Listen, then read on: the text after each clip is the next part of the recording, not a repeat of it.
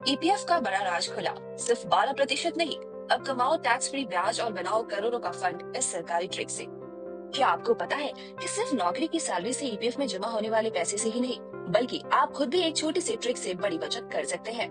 EPFO हर महीने आपकी basic salary और डीए का 12% पीएफ में जमा करता है और कंपनी भी उतना ही योगदान देती है।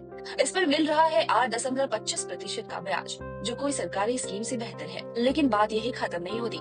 सीक्रेट ट्रिक, वीपीएफ से बनाए करोड़ों का रिटायरमेंट फंड। अगर आप चाहते हैं कि पीएफ में आपकी सेविंग और तेजी से बढ़े, तो वीपीएफ यानी वॉलंटरी प्रोविडेंट फंड का रास्ता अपनाएं।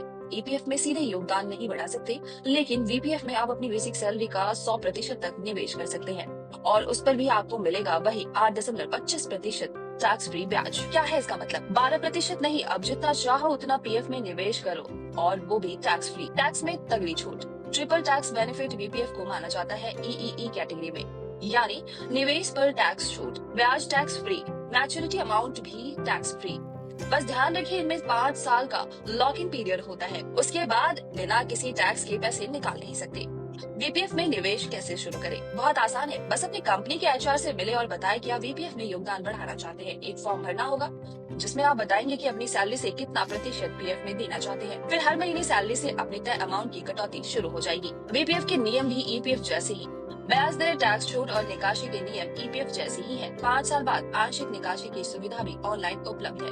अगर आप भी चाहते हैं कि रिटायरमेंट के बाद पैसों की कोई चिंता ना हो, तो आज इस ट्रिक को अपनाएं और अपना वीपीएफ अकाउंट खुलवाएं। Bureau report, times full.